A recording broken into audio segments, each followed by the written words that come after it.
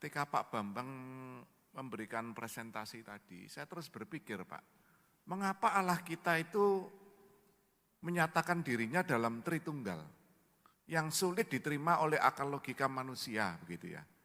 Sehingga akhirnya banyak yang tidak percaya bahwa Yesus itu adalah Tuhan.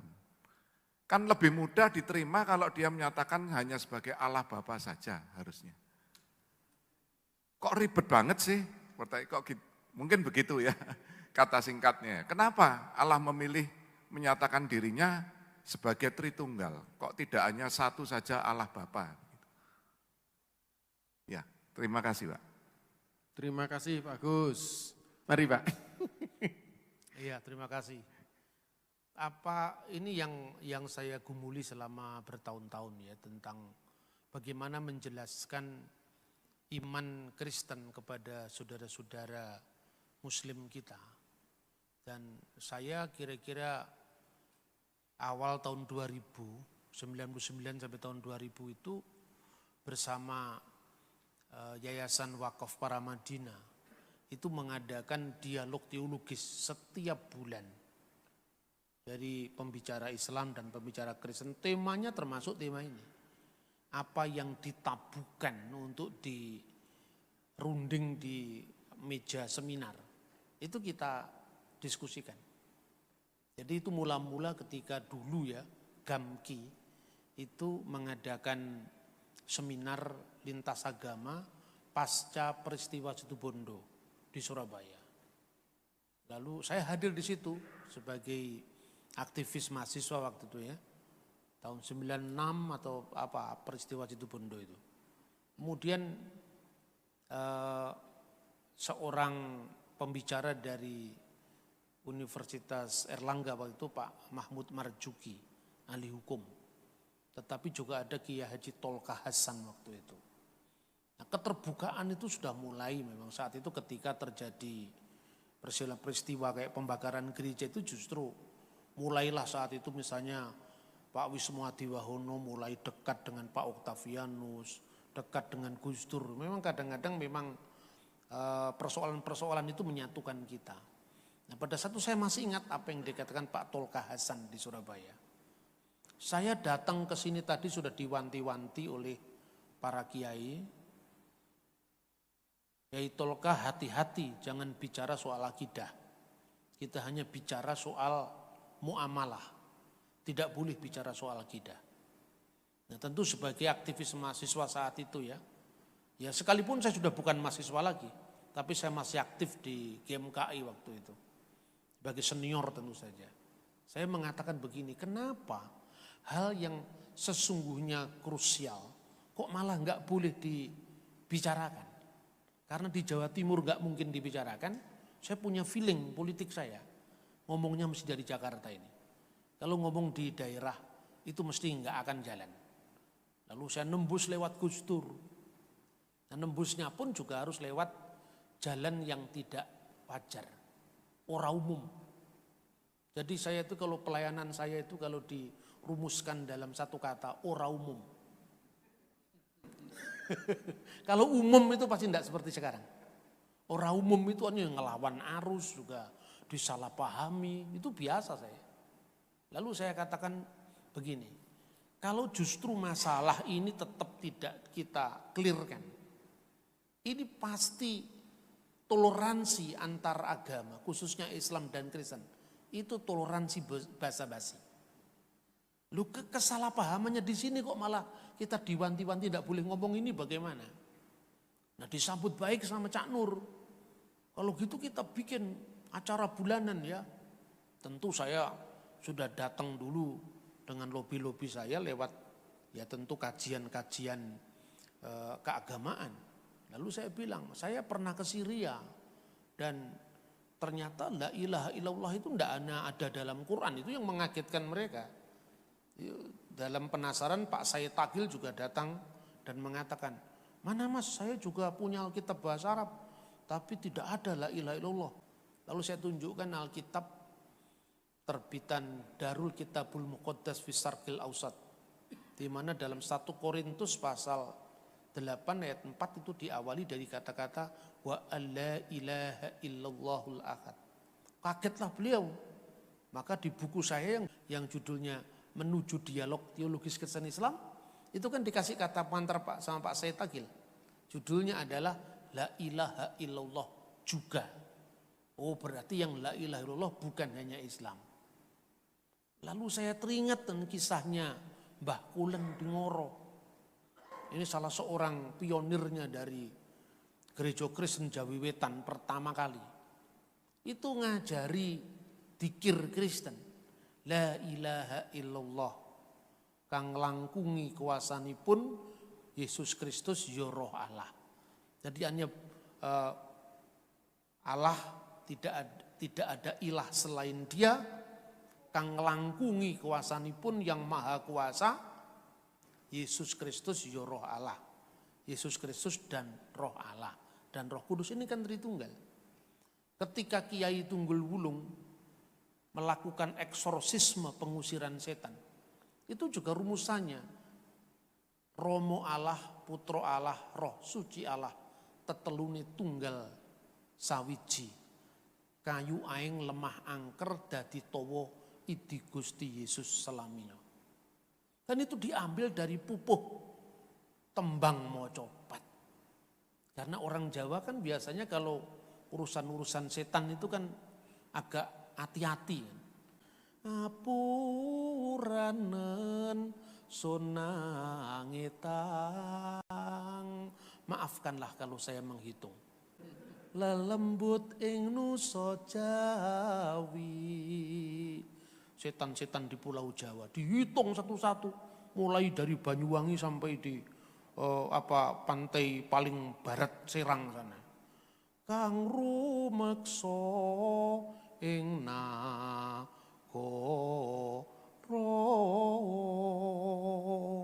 Yang memelihara negara.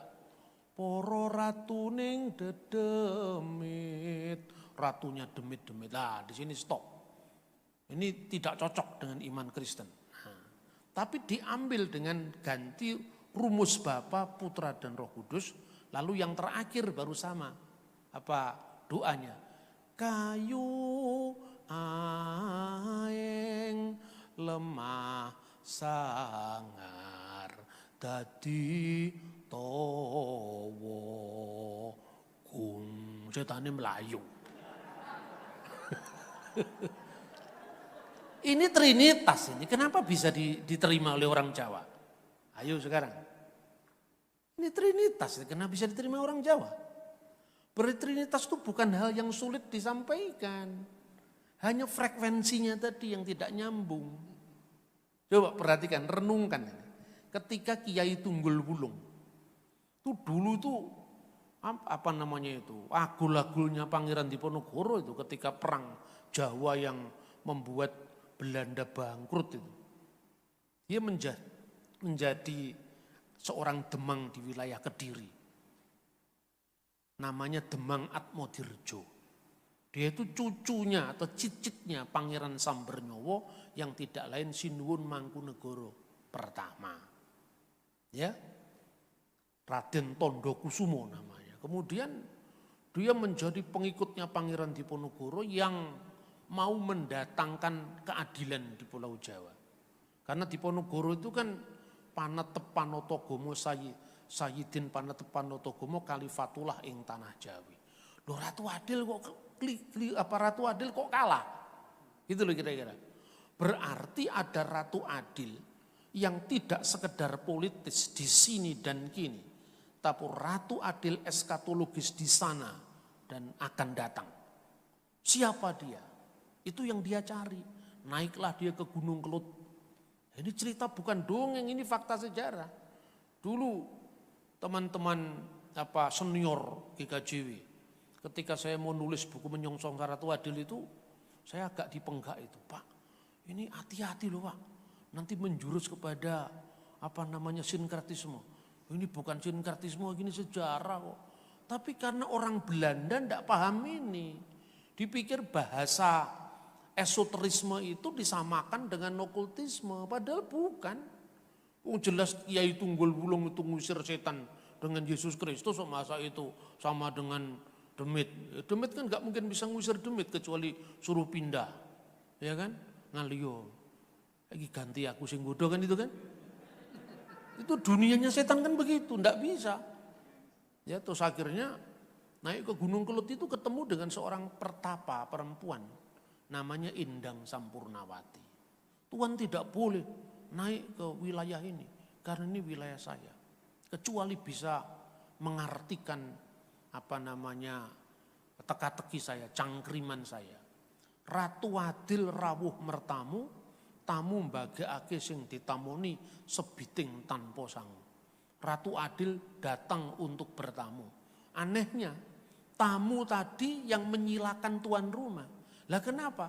Tuan rumah yang sebenarnya bukan dia, tamunya tadi yang sebenarnya. Kenapa kok enggak dikenal kalau tuan rumah yang sejati itu tamunya tadi?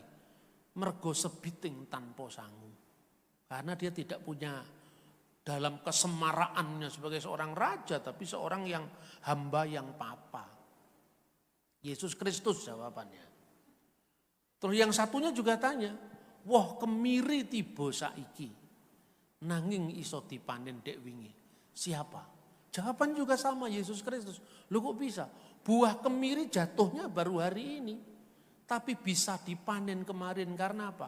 Yesus baru datang di zaman ini. Tetapi nabi-nabi sebelum kedatangan Yesus sudah menghidupi diri dengan benih sabda ilahi. Sebab Yesus itu kalimatullah, firman Allah. Seperti tercatat di dalam firman-Nya. Fil badi'il kanal kalimah wal kalimatu kana indallah wa kana kalimatullah. Fil badi'il kanal kalimah wal kalimatu kana indallah wa kana kalimatullah. Hadza kana fil badi indallah kullu shay'in bihi kana wa bi ghairihi lam yakun shay'un mimma kan almastulillahi daiman. Duduk Al-Quran. Ini Alkitab bahasa Arab.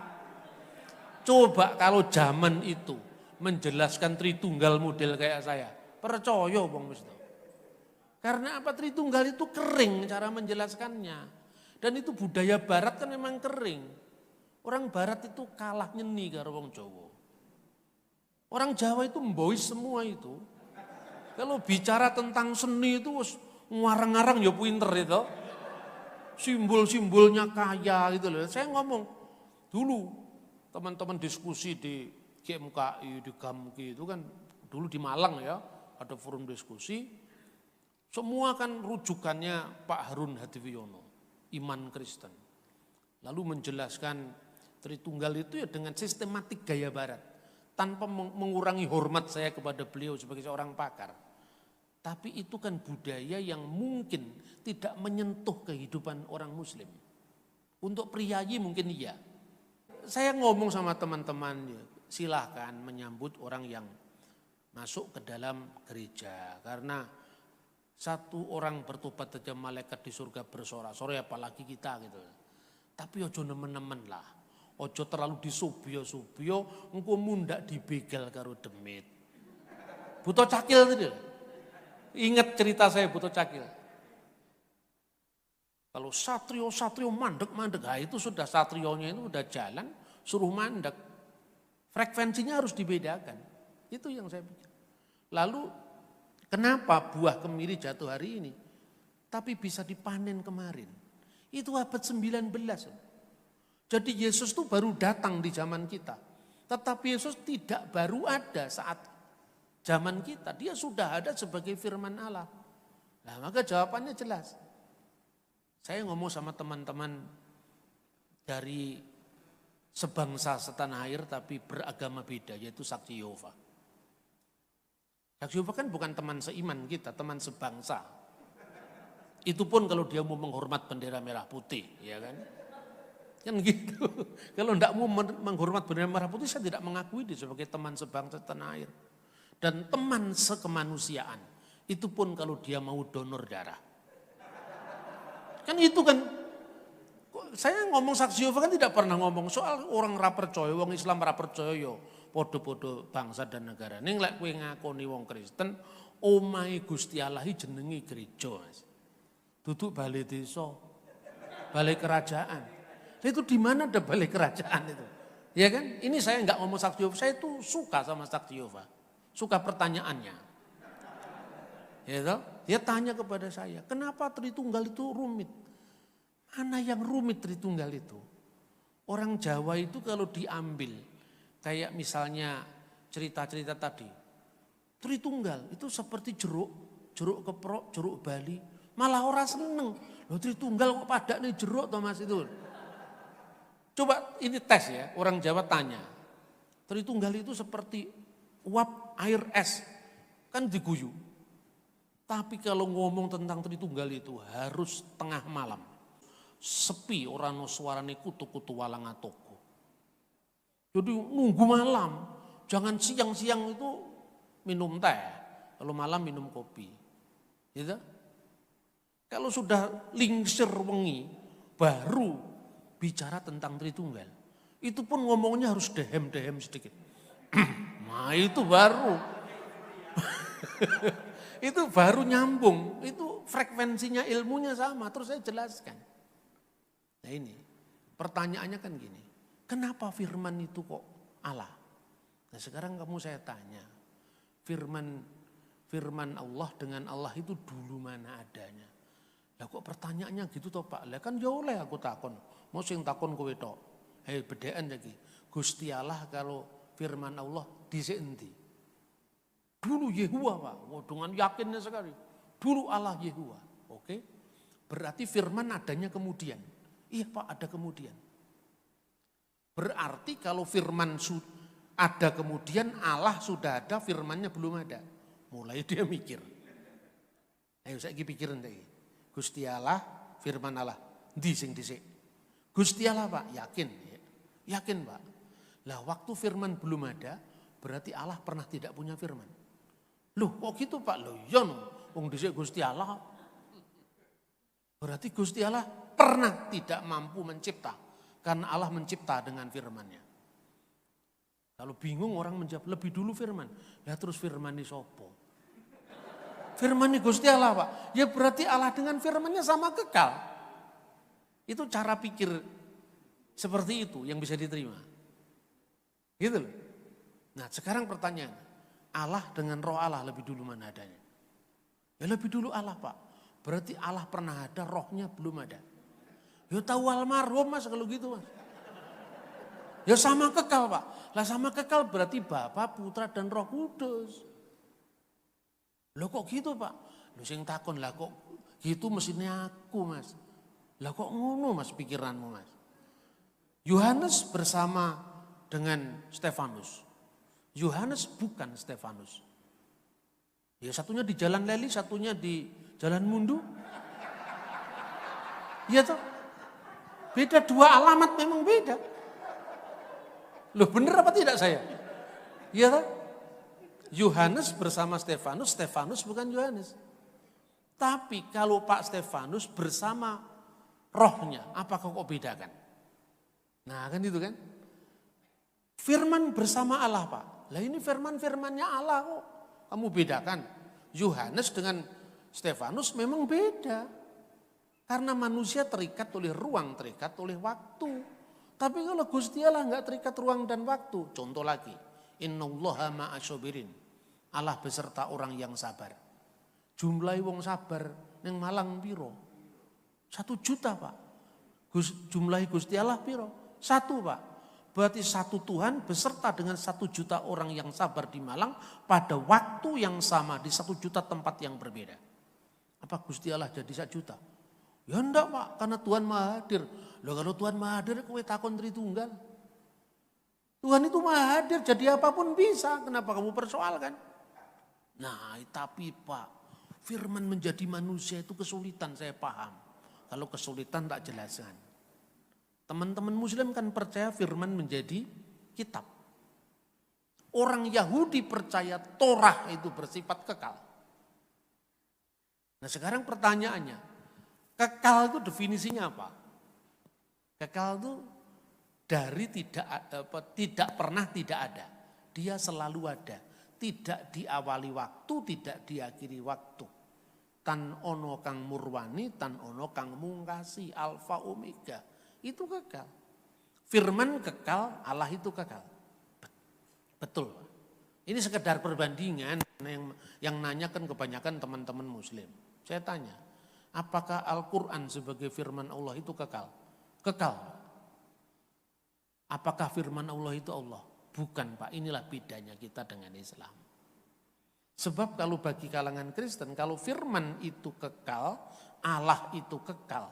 Dan firman itu bukan Allah, berarti ada dua yang kekal berdamping-dampingan. Berarti anak loro yang kekal.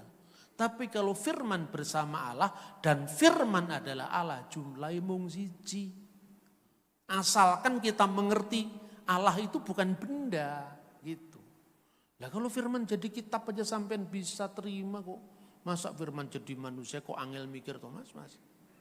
Ora percaya ora apa-apa panjenengan kowe duduk Kristen. Iya toh? Kan gitu mestinya. Jadi enggak sulit Bapak Ibu. Terus yang kedua, bahasa teologis. Ini yang harus clear. Kalau saudara muslim itu menyebut kata Allah, itu mirip kalau orang Kristen menyebut Sang Bapa, Allah Sang Bapa. Jadi Allah ketika dikaitkan dengan Sang Bapa itu transenden. Artinya tidak terjangkau, tan keno kino yang opo, tan keno winiroso. Karena dalam Alkitab dikatakan tidak seorang pun melihat Allah. Loh kok kita bisa lihat Yesus Pak? Loh Yesus itu kan kemanusiaannya yang dilihat. Tapi anak tunggal yang di pangkuan Bapa, dialah yang menyatakannya. Karena Allah itu lewat firman-Nya menjadi manusia, maka siapa yang melihat Yesus dia melihat Allah, karena siapa yang melihat firman-Nya dia melihat yang punya firman, kan begitu. Tapi ketika saudara muslim mengatakan Allah jadi manusia, itulah batu sandungan. Jadi ungkapan Allah jadi manusia itu mirip kalau orang Kristen mengatakan Allah Bapa jadi manusia, kan enggak kan. Itu paterpasionisme, patripasionisme. Allah Bapa bisa menderita, masa Allah disalib? Enggak Pak. Yang disalib itu Yesus. Nah kan jelas kan. Dia yang dibunuh dalam keadaannya sebagai manusia. Jadi kemanusiaannya yang mati. Kemanusiaannya yang berdoa. Tidak usah bingung. Kalau Yesus itu Tuhan kok dia bisa berdoa. Lah kan firman menjadi manusia. Sepenuhnya manusia maka dia berdoa. Dalam kemanusiaannya dia berdoa. Seandainya ini misalnya buku saya. Seandainya buku saya itu makhluk hidup, dia pasti bisa menyapa saya. Pikiran saya jadi buku misalnya ya. Masuk ke kertas ini kan seolah-olah. Tapi kertas ini kan bukan saya. Ini wujud penjelmaan saya. Siapa yang membaca buku ini, dia bisa mengerti pikiran saya. Yang satu dengan saya bukan kertasnya buku ini. Sekalipun ini penjelmaan pikiran saya, yang satu dengan saya, pikiran saya bersama roh saya dalam diri saya yang satu. Nah, lebih dalam lagi, ini kan paling gampangnya tuh. Kalau gitu, gimana Pak? Contoh yang paling mudah ya, kamu pikiranmu dengan rohmu, itu kan satu. Coba, paling mudah, karena manusia kan diciptakan menurut gambar dan rupa Allah. Satu apa tiga? Mbah Kulen menjawab dengan membawa lilin. Iki piro? Ada lilinnya, ada terangnya, ada panasnya. Iki piro? Setunggal Mbah. Ratakon maneh karo Mbah Kulen. Makanya ngilmu itu kelakone yang kanthi laku. Ya toh? Artinya apa? Kita jalankan dulu. Eksperimen-eksperimen kita ini tentu dengan bahasa yang tidak asing bagi orang sekeliling kita. Nah, pertanyaan kedua Pak Agus. Kenapa bukan Allah Bapa saja? Kenapa harus Putra Allah? Kenapa harus Roh Kudus? Ketika saya bicara, ini Pancasila adalah gagasan besar dari Bung Karno. Pancasila itu lahir dari pikiran Soekarno. Pertanyaannya, Pancasila lahir dari pikiran Soekarno. Lahir dari pikiran Soekarno. Siapa ibu yang melahirkan Pancasila? Kalau ibu yang melahirkan Megawati, Bu Fatmawati. Kalau ibu yang melahirkan Mas Guruh, Bu Fatmawati. Kalau ibu yang melahirkan Mas Taufan, Bu Hartini, kan gitu kan. Ini kan fisik, tapi kalau lahirnya sebuah ide, apakah itu memerlukan seorang ibu? Tidak. Lah ini, bahasa ini kalau di kalangan orang kebatinan, ini lebih bisa dihormati. Nah, Anda lihat itu buku Serat Darmo Gandul yang gundal gandul aja bisa ngerti kok. Jadi orang Kristen dari pertama saya katakan jangan minder wardahait komplek. Kenapa hanya Bapak? Bapak itu merujuk kepada wujudnya, merujuk kepada eksistensinya. Eksistensi saja itu akan diam, tinggal diam tanpa menyatakan diri. Menyatakan diri itulah anak firman. Kalau hanya Bapa dalam makna wujud tanpa roh, apa bedanya dengan Tuhan berhala yang tanpa hidup, tanpa bisa bergerak? Roh Allah itu adalah sumber hidup dalam diri Allah. Nah, kira-kira seperti itu. Dalam sebuah pertemuan dengan kelompok kebatinan, saya pernah ditanya, bagaimana Anda menjelaskan misteri tentang Bapa, Putra, Roh Kudus, Sang Romo, Sang Putra, lan Sang Roh Suci. Kebetulan orang Pangestu, Pagayuban Ngesi Tunggal. Lebih bisa menerima, meskipun ada beda-beda dikit lah. Tapi ya sebetulnya perbedaan itu kan bisa didialogkan. Saya ngomong begini, sadurunge jagat kabeh ki ana sing ana apa, Mas? Gusti Allah, Pak. Lah ya, wis iling-ilingan. Sadurunge jagat gumelar ki ana sing ana sapa?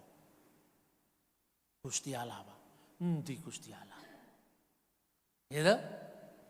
Ketika Anda makan endi Gusti Allah, berarti Tuhan itu berbeda, bukan kita, bukan di ruang ini. Sebab kalau Tuhan di ruang ini berarti fisik. Ning ngarepmu ana sapa? Ning ngarepmu ana Pak Ginting. Ya toh? Ini sama di ruang dan waktu. Tapi ketika bicara, dia ada di sini. Jadi saudara-saudara berharaplah pada Tuhan, dia ada di sini. Ini di gereja. Pak Gideon berkhotbah di sini. Tuhan ada di sini saudara-saudara. Jikalau engkau memiliki beban permohonan, nyatakan Tuhan ada di sini. Saya kira tidak ada satupun jemaatnya Pak Gideon. Endi. Iya toh? Karena kita bicara tentang Tuhan beda dengan bicara tentang Pak Ginting itu loh. Ini harus clear dalam pembicaraan seperti ini. Sebelum segala sesuatu ada, yang ada apa? Tuhan. Nah sekarang, Tuhan itu maha kasih. Maha kasih Pak. Moho welas moho asih. Nah sebelum ada alam semesta ini, Tuhan mengasihi siapa? Ya, Tuhan yang mengasihi manusia Pak. Makanya ada ajaran ini di kalangan orang kebatinan. Tuhan itu seperti perbendaraan yang terpendam. Dia ingin dikenal, maka dia menciptakan manusia supaya ada yang berdialog dengan dia. Lah kalau Tuhan menciptakan manusia supaya duwe konco, berarti Tuhan itu butuh aktualisasi diri. Tuhan kesepian, sunyi sepi sendiri tanpa dirimu lagi. Manusia kesepian karena dia tidak punya alter ego. Pertanyaannya, waktu manusia belum ada, Tuhan sama siapa? Sendiri Pak, berarti kesepian sampai dia mau menciptakan manusia. Enggak Pak, yang dikasihi siapa? Di luar dirinya belum ada, yang ada cuma Tuhan. Maka jawabannya, Tuhan itu satu, tunggal tanpa kawan. Tapi tidak pernah kesepian. Itulah Tritunggal. Sebab kalau subjek ada objek. Subjeknya Bapa yang mengasihi, sasaran kasihnya kan Sang Putra. Kasih yang mengasihi, sasaran kasih yang dikasih, dan kasih itu sendiri.